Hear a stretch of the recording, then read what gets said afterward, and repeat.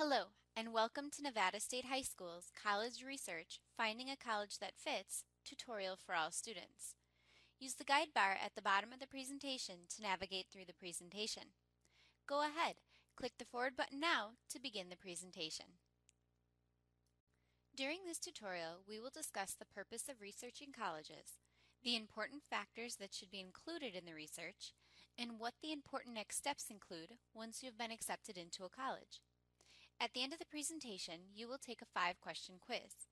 Follow along closely and let's get started. Click to the next slide when you are ready. The purpose of researching colleges is to find a college that fits your needs. Not necessarily the perfect college, but a college that can help you on your way to success. The college search is centered on you and your needs and wants. Click to the next slide when you are ready. Some students want to find the perfect college. Honestly, there is no perfect college.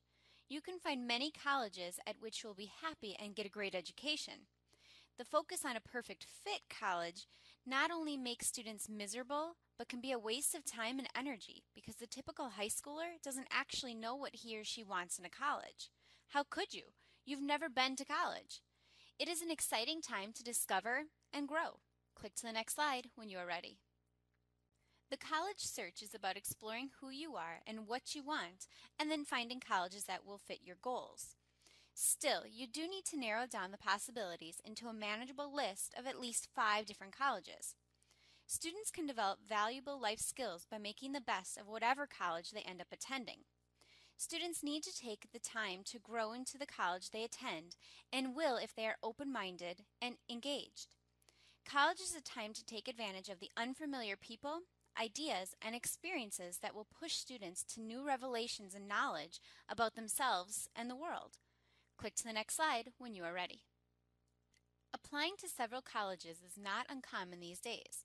Students are both applying and enrolling in more colleges than ever, according to the National Center for Education Statistics, or the NCES, which reported an increase of about 6.2 million students since the fall of 2000. Generally, college advisors have students apply to about 6 to 8 colleges. That includes a couple of safe schools, schools you'll no doubt get into, a couple of match schools, schools you'll meet the requirements for, and a couple of reach schools, schools that are very selective. Students who want to get into a more highly selective college should put in more applications than others. And remember, there are many reasons colleges accept and do not accept students. Try not to take it personally. It does not mean that they do not like you as a person. Click to the next slide when you are ready. So how do you research colleges? Where do you start? The key to researching colleges is to be active. Do not simply take your friend's word or a newspaper's thought on which college would be good for you. Nothing can give you a better perception of a college than to visit the college and experience the campus. Of course, that's not always possible. If you cannot physically visit the campus, look at the school's website for a virtual tour. And of course, you can always Google the college to find out useful information about the different schools. Click to the next slide when you are ready. Visiting a college campus helps you get a sense of what college life at that college is like. This can help you decide whether the college is right for you. When planning your college visits, make sure to allow enough time to explore each college. Make sure to talk to current students. They may soon be your peers. If they have a problem or complaint, they will probably share it with you. If they love their school, they won't be shy about it either. Come prepared with some questions to ask. Specific ones will get you more interesting and helpful answers. Stop by the admissions office and introduce yourself. Let them know what interests you about the school so that they can direct you to find the best place for further investigation. Collect contact information and send a brief, friendly email thanking them for taking the time to talk to you. If there's a sign-up sheet, add your name. Colleges do keep track of which applicants have demonstrated genuine interest in the school.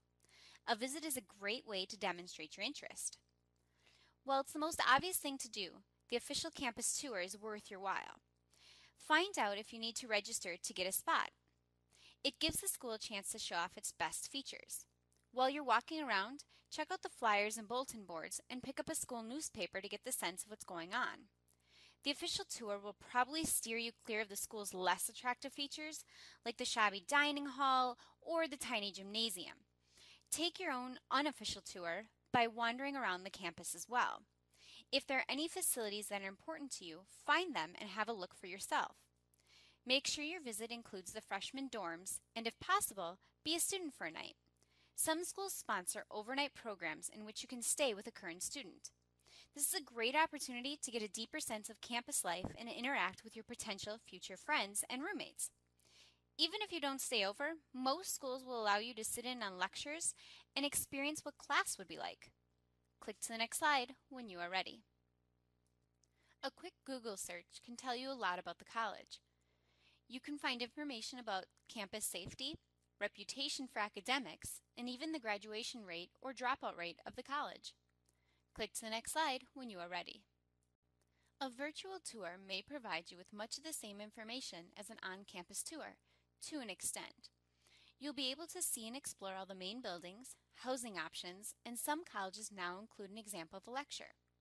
Of course, if this is your only option, contact the college to see if they can still put you in contact with a current student via a phone call or email. Current students will always have the most honest answers. Click to the next slide when you are ready. No matter how you visit college campuses, here are some aspects to consider: size, location, people, academics, social opportunities, and cost. Also think about what you want to accomplish in college. Do you want to train for a specific job or get a wide range education? If you have a major in mind, are the colleges you're considering strong in that area? Click to the next slide when you are ready. Even if the student-faculty ratio is reasonable, analyze the overall size of the school. This can play a huge role in your comfort level and how well you fit in. A large school may be overwhelming for some, but a small school may be underwhelming for others. Do you want to recognize everyone on campus, or do you want to have a little bit more privacy? Do you want a school where you might have to trek from building to reach some of your classes, or do you prefer a small campus where all the buildings are in close proximity? These are important lifestyle questions that can significantly affect your day-to-day life as a student. Location is most likely a factor for every potential student. If you need a school close to home, find the traveling distance to find the best fit for you. In addition, you'll have to decide whether you want the bustle of a big city or if rural, small-town living will be a better fit for you. If you hate the thought of long winters, you'll want to look for schools on the West Coast or in the southern states. Click to the next slide when you are ready. Schools always publish demographic information such as gender, race, and religion. If you have a particular preference, you won't have to do much research to figure out which school would best suit you. Consider a school's extracurricular activities in terms of both number and variety offered. These activities may include clubs associated with the field of study, recreational sports, volunteer groups, and religious organizations. The more groups that a college provides, the more likely you will find one that's right for you. Sororities and fraternities play a huge role in the social lives of students. For some, getting into the right house is an essential element of being a college student. If this is you, make sure you do not limit your options by applying to a school that has low Greek life participation. For example, Harvard has no Greek life at all. Click to the next slide when you are ready. Different schools offer different programs with their curriculum. Review the school's accreditation. In order to get into a graduate or a professional school, your undergraduate studies may have to be completed at an accredited institution. Students who attend unaccredited schools are not eligible for financial aid. For well-known universities and colleges, accreditation is almost a given. But with smaller colleges and online schools, this isn't always the case. Even if an online school is accredited, research graduate schools and professional schools of interest to ensure that those schools accept that accreditation. Does the college have highly qualified professors? To make sure you are getting the best possible education, you need to study with highly qualified professors that not only have the experience teaching, but also real-world skills. Click to the next slide when you are ready. Unless you already have a large college savings fund, cost is probably an important metric for you. Some prospective students may look into pricier schools, but for others, it's important to afford college without taking out student loans. Remember to include room and board along with tuition when calculating the total costs for attending a school. Some schools are more likely to hand out student aid than others. If you know you will need help paying for college, look for schools that meet the needs of students requesting financial aid. If you will need financial aid, closely examine the types of financial aid packages available to enrolled students. The school's website may also provide details about the percentage of students who receive financial aid and the average amount of financial aid students receive. Also, consider the number of students receiving college scholarships and grants and review the scholarship opportunities for schools to determine eligibility. Click to the next slide when you are ready. You are now ready to begin the activity, College Information. Click to the next slide when you are ready. For this activity, you're going to pick at least 5 colleges you are interested in and complete the information on the worksheet for each of the colleges. The College Board website will provide you with all the information. Use your login that was created during the tutorial College Board and ACT.org. The next slide will provide an example of how to use the website to find the specific college information. Click to the next slide when you are ready. For this activity, you're going to want to go onto the internet and go to collegeboard.org. Once you're at collegeboard.org, it's important that you actually log in using your username and your password. You would be able to find the information without actually logging in. However, if you log in, you can actually save your searches, compare the colleges on the same screen, and print out what we're looking at. So to fill out the top part of the college information sheet, we need to actually know what college we're looking at. So if we scroll down a little bit, on the left-hand side, we're going to see it says Find Colleges by Name or by Location and Major. It's up to you how you want to search. For right now, we're going to look by name. We're going to look up the University of Wisconsin-Madison.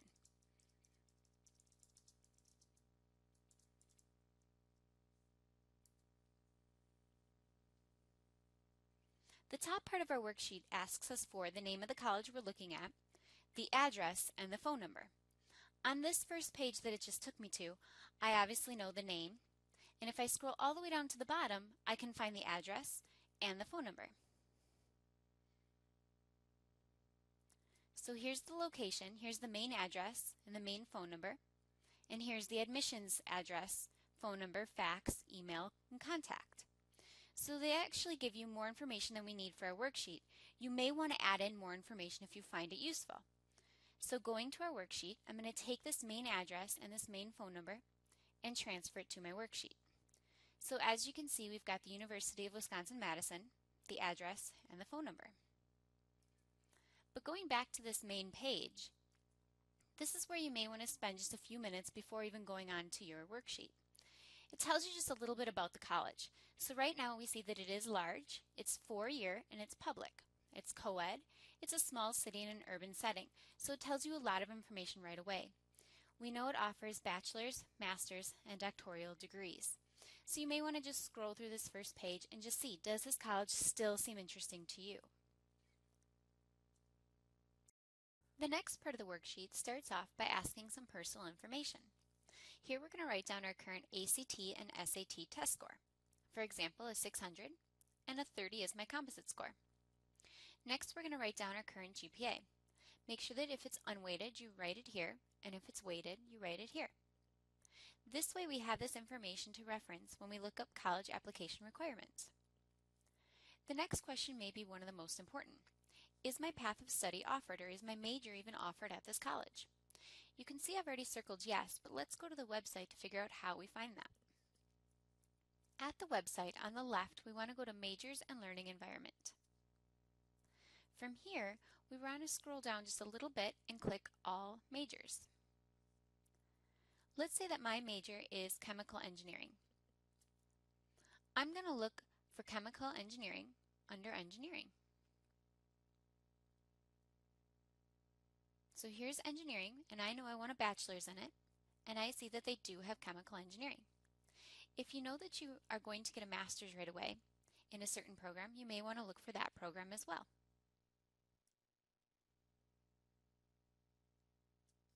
Now that I know that they have my program, I can go to my worksheet and circle yes. For the next question, are my credits transferable? You have 2 different ways of answering that. If you're going to be applying as a transfer student, you can click for transfer students, And this page will give you all the information you need.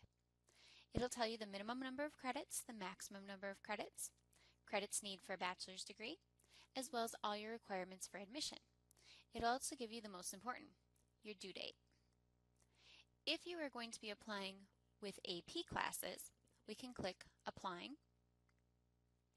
Down here we can click AP, and we can see how many college credits we can get that way. Here it'll tell you, does it offer credit for AP exams? Yes, it does. If you keep scrolling down, it'll actually tell you each exam that you took, the minimum score that you needed to earn, and how many credits you can get because of that score. Then in the last column, it'll tell you what course you actually can test out of. So that one would be very personal to you with either a yes or a no.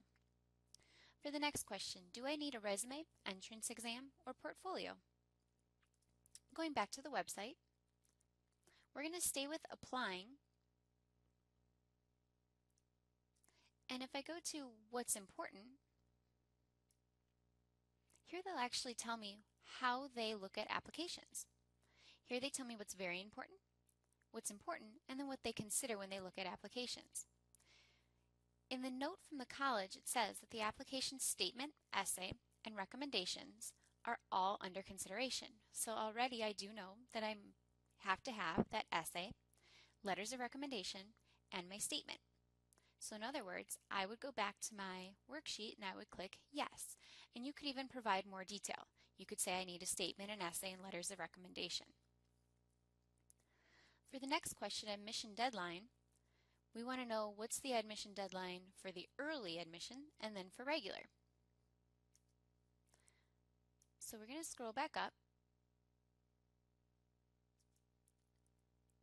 And here it says applications, so we know we're on the right page, application deadlines. See college's deadlines. This again is for admissions for 2016-2017, so yours may change a little bit. We have the regular application for school on February 1st. As you can see, we don't have a priority application, so we don't actually know when that early admission would be required. That you would actually have to check with the school. It says that colleges give the strongest possibility or considerations to applicants received by the priority deadline. You would have to check again with your school to see what that date is. So on my sheet I said check so that I remember to check and go further with my investigation, but I know that the regular deadline is February 1st. For financial aid, for that deadline, we're going to go back to that same page, and up here it says financial aid. For financial aid, you can see that they don't have any dates again. So that would be something that we would have to follow through with again. We would have to check on that later. So again, I'm going to write check on. For the application fee, we can scroll back up to the top and go to apply. And that tells you right there that your application fee is $44. However, that if you do meet financial need, that could be waived. You can do an online application or you can actually do a paper pencil application. So we could go back to our worksheet and we could write $44. And again, if you know that you may receive financial aid for that, you could even make a note saying could be waived. The next part of the worksheet is all about the admission requirements. So the admission requirements for Madison, the GPA, class rank, SAT, and ACT. So again, referencing back to the website, if on the left-hand side we go to applying, it tells us how many total applicants, how many admitted, and how many actually enroll. Again, reminding us that this college is very selective. And if we scroll down, the very first page says what's important. So when they go through the applications, what's very important, and then what's considered. So we can see that what's important is those standardized test scores. What's very important are the next two questions, GPA and class rank. So let's go to GPA first. To find out GPA, we're going to click Academics and GPA. And from here, we're going to scroll down until we find GPA. So for GPA, remember my GPA was a 3.78. So over here, I'm actually going to choose that category. So it will show me where I would fall in the incoming freshman class. So we can see that 76% have a 3.75 or higher. And this is really good information to see where your GPA would fall with that incoming freshman. So we can see that only 2% have a 3.24 or less. And actually they do not accept anybody with a 2.49 or lower. For the next question of class rank, we can see, let's say I'm in the top quarter of my high school class. So again, I'm going to select top quarter and it'll again show me or highlight where I would fall in that incoming freshman class. So top 10 is 56%, top quarter is 94%, and the top half has to be the 100%. They do not accept anybody under that top half. For the SAT and ACT, we're going to scroll back up to where it says SAT and ACT scores. Here it's going to say the college does not report these requirements. They do require that you take one of the tests. What they're not telling us is what score they're actually looking for. However, let's say the school did. You could easily put in those scores and save your information. That way, it'll tell you again your information has been saved for later, for the next time that you log in and you look back at this college, but it'll also then compare you to the incoming freshman class. So going back to our worksheet, we can fill in the information that we found. Again, just saying not provided for this information. We know it's important, we know we have to take one, but we don't know what a good score to them would be. For the next part, it says high school transcripts. When you apply, of course, you have to send your high school transcript. So this is more of a check-off. Yes, I did that. And then now that my grades are finalized, did I send that final transcript? Yes, let's check that off. The last part of our worksheet is all about high school preparation to get into Madison. You see that it asks what high school classes we need and how many units. So let's go back to the website and reference that. We're going to stick with applying on the left-hand side, and we're going to select academics and GPA. And we're going to scroll down to where it says years of high school classes. This is where you could actually use your Nevada State High School academic plan and plug in the classes that you have or will be taking. For example, I know I'm going to be taking 4 years of English, so I'm going to plug in 4. You see that it's then going to check off those 4 years for me, so I can see exactly how I stack up according to Madison's requirements. For our worksheet is going to start with English as well. So to get into Madison, you can see that we need 4 units or 4 years of English, so we're going to write 4. For foreign language, you can see we need 3 years, however that 4th year is highly recommended. So we're going to write 3 and then /4 recommended. For history, there is no reported requirements for that. For math, we would write 4 because they do require all 4 years.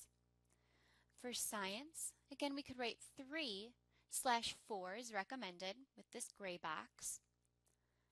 For a science lab, we could write 0 because there is absolutely nothing reported. Again, doesn't mean that they don't require a science lab or that they wouldn't like to see that. It just means that they did not require it on this report. And then humanities, we could write 3, but again, they're strongly requiring or recommending that 4th year. The other thing that we can add on to our worksheet for Madison is the academic electives. You can see that they actually have 2 required. That could actually be your performing arts, that could end up being a science lab, that could end up being computer sciences or history. So let's go back to our worksheet. So again, we had 4 years of English, 3 for foreign language, but 4 was highly recommended, nothing for history, 4 for math, 3 for science with 4 being recommended, nothing for a science lab, and 3 for humanities with 4 being highly recommended, and then adding in those 2 academic electives. For the annual college cost, we're going to look at in-state and out-of-state. So let's go back to the website and let's scroll back up. So now we're going to look at the left-hand side. We're going to click where it says paying. This again is going to tell you for when this would actually cost. Okay, so for example, fall 2014 for a first-year student. So this is when they would actually have to pay, so what their total costs would be. Again, keep in mind that this may go up. if you are not actually going to Madison at fall 2014. So if you're living on campus, your tuition and fees would be $10,410. Room and board, $8,600. Books and supplies, $1,200. Estimated personal expenses, $3,241. And then transportation, $1,024. Bringing you to, again, living on campus, $24,475.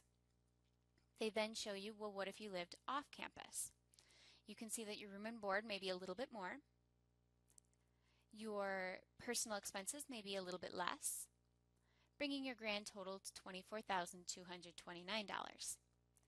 If you lived at home and went to Madison, again, you're still paying the same tuition and fees. You would not have the room and board unless, of course, you're paying room and board to your parents. Books and supplies, still the same. Personal expenses, $3,241. And your transportation expenses they have as the same, bringing your total to $15,875. So on our worksheet, we can fill in that information. Now, you might know better.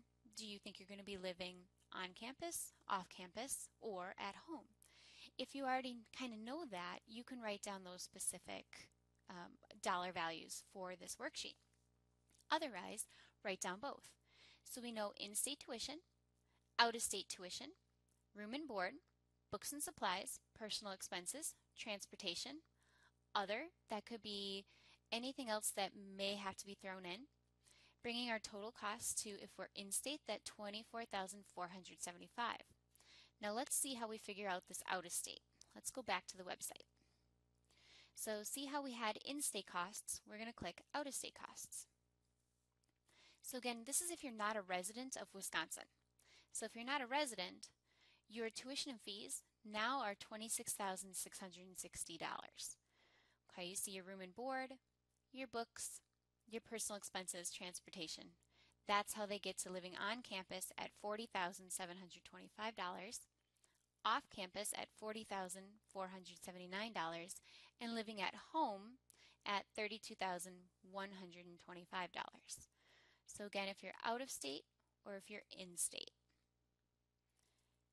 So out of state of $40,725. You did it! You applied to a few colleges and now you've received a reply.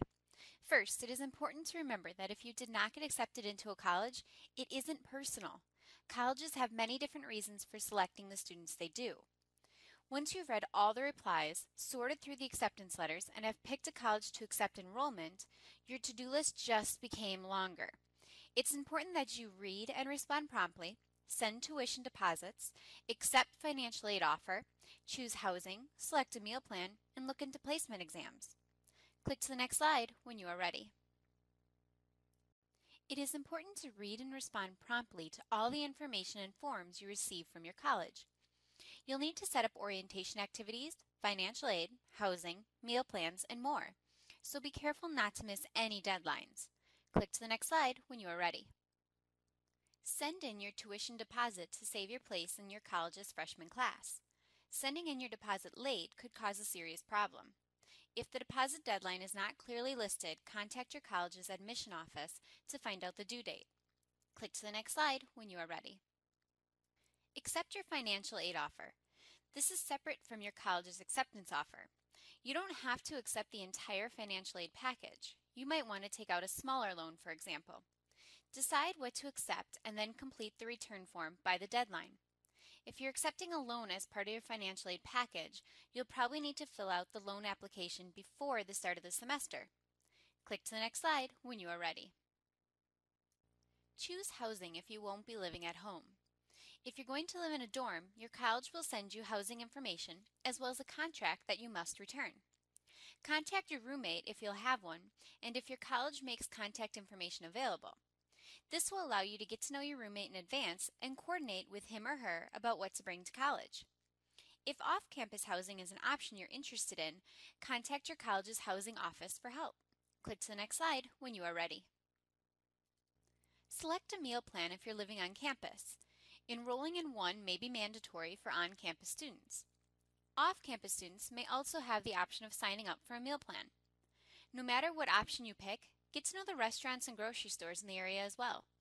Click to the next slide when you are ready. Find out if you have to take placement exams to determine your level in reading, writing, math, or any other subject. Your standardized test scores may enable you to skip some placement exams, but look into testing requirements and exam schedules. Click to the next slide when you are ready. It's a done deal. We've completed the presentation for college research. You now have valuable information regarding the importance of researching colleges, what factors to take into account when making your decision, and how to follow through with an acceptance letter. Now, let's take a short 5-question quiz on your understanding of the tutorial. Click to the next slide when you are ready. Let's go through a couple of things before you begin your 5-question quiz, including number 1. After answering each question, click Next. Number 2. After answering all the questions from the quiz, click Submit All. Number 3. You will have only 2 opportunities to take the quiz and earn as many points as possible. Number 4. The quiz is worth a total of 50 points. Take your time and read each question carefully. Click to the next slide when you are ready to begin.